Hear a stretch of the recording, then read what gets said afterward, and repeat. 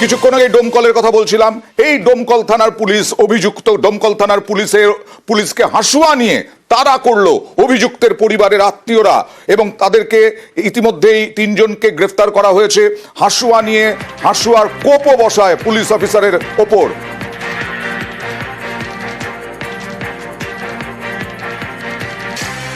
চুরির ঘটনার তদন্তে গিয়ে আক্রান্ত পুলিশ, কিভাবে কারা করলো, কি ব্যবস্থা নিল পুলিশ, এবং এই অভিযুক্ত কিসের অভিযুক্ত জানবো প্রণবের কাছে। প্রণব, দেখো, কয়েকদিন আগেই শাহিন শেখ নামে এক ব্যক্তির বাড়িতে চুরি হয় এবং সেই চুরির ঘটনায় রানা শেখ নামে এক ব্যক্তিকে গ্রেফতার করে পুলিশ। এরপরে তাকে পুলিশ হেফাজতে নিয়ে গতকাল রাত্রিবেলাতে ডোমকলের যে ঘোষপাড়া যেখানে তার বাড়ি, সেই বাড়িতে যায় পুলিশ। তারপরে অভিযোগ যে ওই অভিযুক্তের লোকজন, পরিবারের লোকজনরা পুলিশের গাড়ি থেকে তাকে ছিনিয়ে নেয় এবং পুলিশকে রীতিমতন মারধর করা হয় বলে যে, এবং 2 জন পুলিশকর্মী গুরুতর আহত হয়। এবং পুলিশে যে রানা শেখ, সে কিন্তু ঘটনার পর পালিয়ে যায়, এখনো পর্যন্ত তাকে গ্রেপ্তার করেনি। এবং এই ঘটনায় 4 জনকে গ্রেপ্তার করেছে ডোমকল থানার পুলিশ। এবং অভিযুক্তের খোঁজে যে ঘোষপাড়া এলাকা, সেই এলাকাতে কিন্তু তল্লাশি চালাচ্ছে।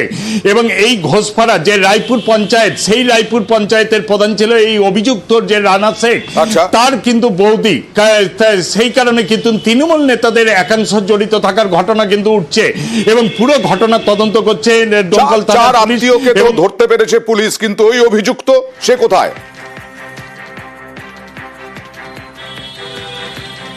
তার খোঁজে কিন্তু তল্লাশি চালাচ্ছে। তার খোঁজে এখনো পর্যন্ত তাকে পাওয়া যায়নি। বিভিন্ন জায়গাতে কিন্তু তার খোঁজে তল্লাশি চালাচ্ছে এবং তার আশেপাশে যে সমস্ত থানাগুলো রয়েছে, সেই সমস্ত থানাকেও কিন্তু সতর্ক করা হয়েছে এবং পুলিশের আশা যে খুব শীঘ্রই তাকে গ্রেপ্তার করা হবে বলে কিন্তু। তার মানে এখানেও আসামি পালিয়ে গেছে।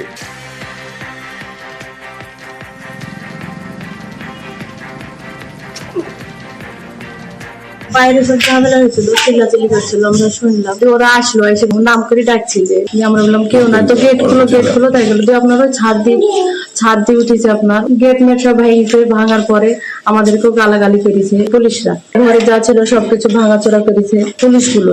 কি কারণে ভাঙচুর করলো? আসামি আমাদের একটা আছে, লুকিয়ে থুইছি, সেটা ভেবে ওরা মারধরি করছিল।